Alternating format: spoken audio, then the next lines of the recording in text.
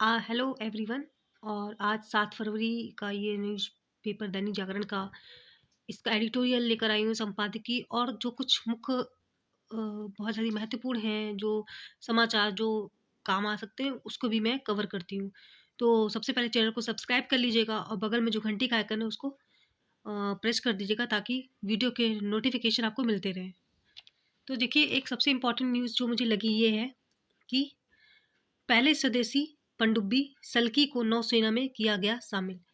इसमें इन्होंने कहा है कि 1922 में आज ही स्वदेश, मतलब 7 फरवरी की बात कर रहे हैं, आज ही स्वदेश निर्मित पहली पनडुब्बी। तो आप क्या बात करोगे, 7 फरवरी 1992 में आज ही स्वदेश स्वदेश निर्मित पहली पनडुब्बी आईएनएस सल्की को नौसेना में शामिल किया गया था। इससे पूर्व करीब 3 साल तक इसे कई समुद्री परीक्षणों से गुजरना पड़ा। शिशुमार श्रेणी की या डीजल इलेक्ट्रिक मोटर पनडुब्बी अब भी सेवा में है। तो बहुत महत्वपूर्ण है। तो ये क्वेश्चन पूछा जा सकता है, ठीक है, टेक्नोलॉजी से संबंधित में, तो आप इसे नोट कर लें। अब चलते हैं हम संपादकीय में। देखिए, एक चीज़ ध्यान रखिएगा, ये ज़रूरी नहीं कि आज की जो तारीख है, डेट है, उसी का एडिटोरियल मैं लेकर आऊँ। पुराने किसी भी पेपर का एडिटोरियल जो है, जो मुझे बहुत महत्वपूर्ण लगेगा, मैं आपके लिए लेकर आऊँगी। और आपको भी जो क्वालिटी मटेरियल है वो मिलना चाहिए, ये मेरा पहला उद्देश्य है।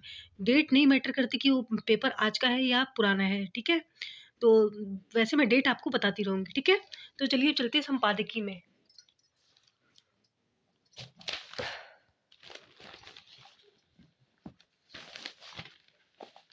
संपादकीय में जो आप ये देख रहे हो, सबसे महत्वपूर्ण आज का ये इंटरनेशनल रिलेशन का जो है संपादकीय है, आत्मविश्वास भरी भाषा बोलता भारत।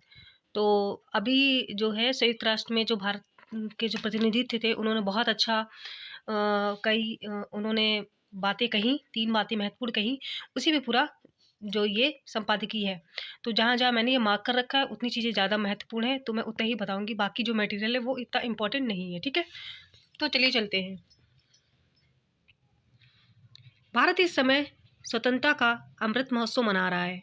इस अमृत काल में अंतर्राष्ट्रीय समुदाय का सबका एक नए भारत से जो है रूबरू हो रहा है, ठीक है? यहाँ पे थोड़ा इन्होंने लैंग्वेज चेंज कर दी है, पता नहीं मिसप्रिंट है। आगे चलते हैं, एक ऐसे आत्मनिर्भर भारत से जिसे ना तो पाखंड पसंद है और ना ही दोहरे मापदंड। यह नया भारत दशकों से पार्स में जैसे हिंदी यहाँ पे आपकी बहुत अच्छी होगी, तो मैंने देखो उसको नोट कर दिया, पार्स में पड़े हैं, मतलब यह नया भारत दशकों से पार्स में पड़े प्रश्नों के स्पष्ट उत्तरों की मांग करता है। अंतर्राष्ट्रीय समुदाय को हाल में तब इसका एहसास हुआ जब संयुक्त राष्ट्र में भारत के स्थायी प्रतिनिधित्व राजदूत टी.एस. त्रिमूर्ति ने धर्म एवं लोकतंत्र के संदर्भ में कई देशों के रवैयों को चुनौती दी। इंटरनेशनल काउंटर टेररिज्म कॉन्फ्रेंस में उन्होंने अन्य देशों के समक्ष 3 प्रश्न दागे। बहुत ध्यान रखिएगा 3 प्रश्न क्या हैं, ठीक है? तो इसको जो है बहुत ध्यान से सुनिएगा, वो 3 प्रश्न क्या है।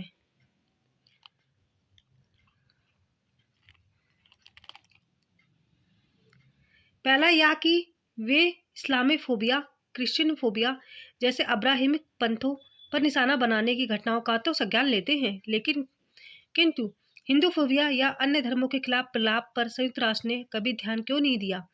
दूसरा यह है कि यदि वामपंथ बहुत ही सहज है तो दक्षिण पंथ के साथ असहजता क्यों? वह भी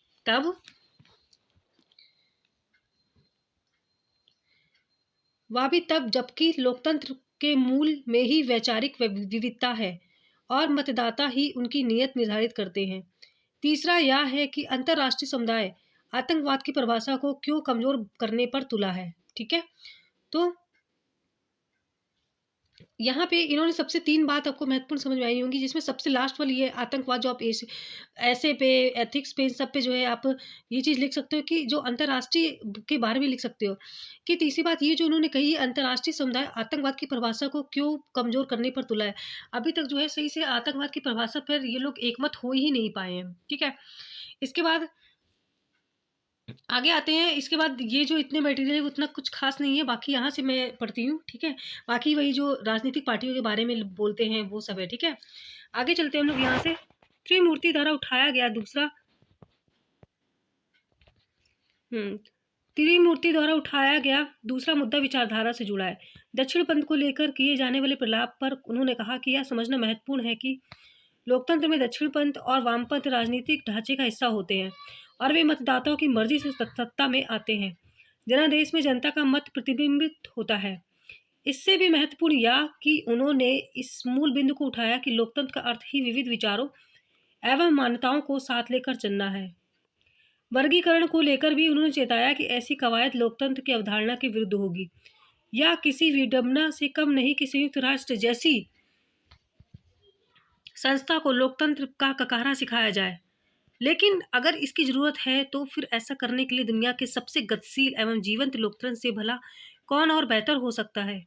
यहाँ पे बात हो रही भारत की और बात हो रही संयुक्त राष्ट्र की, कि आपको पता है पूरे विश्व में सबसे जीता जागता लोकतंत्र का अगर कई उदाहरण है तो वो है आपका भारत। ठीक है, तो इन्होंने उसी के बारे में बात कही है। ठीक है, आगे चलते हैं। कितने आश्चर्य की बात है कि नरसंहार से लेकर अपने राजनीतिक विरोधियों के सफाये के लिए कुख्यात स्टालिन जैसे तनाशाह की दुहाई देने वाले लोकतंत्र के रहनुमा बनने की फिराक में रहे। यह भी विचित्र है कि पश्चिम के तमाम नामी ग्रामी अकादमिक संस्थान भी ऐसे पाखंडियों को डेमोक्रेटिक्स और लिबरल का तमगा देते हैं। वामपंथ और दक्षिण पंथ को लेकर त्रिमूर्ति के अवलोकन को उस दुष्प्रचार की दृष्टि से भी देखा जाना चाहिए जिसमें वामपंथी तत्व सरारतन देश के 90 करोड़ मतदाताओं के विवेक पर सवाल उठाते हैं। यह अच्छा हुआ कि आतंक को राष्ट्रवाद या दक्षिणपंथी चरमपंथ से जोड़ने के प्रयासों पर भी त्रिमूर्ति ने यह चेतावनी दी कि ऐसी कोशिश दुनिया को 9/11 वाले दौर में ले जा सकती है। 9/11 जो हमला हुआ था, ठीक है, अमेरिका में, ये ध्यान रखेगा। और इससे बीते 2 दशकों ने आतंक विरोधी मोर्चे पर मिली बढ़त भी काफूर हो जाएगी। ठीक है, तो ये सबसे महत्वपूर्ण। अब आगे तो ये है, यहाँ पे वही राजनीतिक पार्टियों का प्रधानमंत्री के बारे में जो कहा गया है वो आप देख रहे होगे।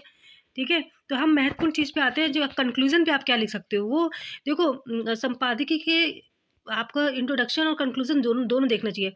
तो जहाँ से मैंने मार्क किया वो कंक्लूजन पढ़िएगा। ठीक है, अंतर्राष्ट्रीय स्तर पर भारत बिल्कुल सही एवं सदी स्थिति में है। अंतर्राष्ट्रीय समुदाय को भी अब नए भारत से ताल मिलानी होगी, उसके पास कोई और विकल्प भी नहीं है। तो ये आज सिर्फ इतना ही IR का ये संपादकीय था। मिलते हैं अगले वीडियो में, तब तक के लिए जय हिंद, वंदे मातरम।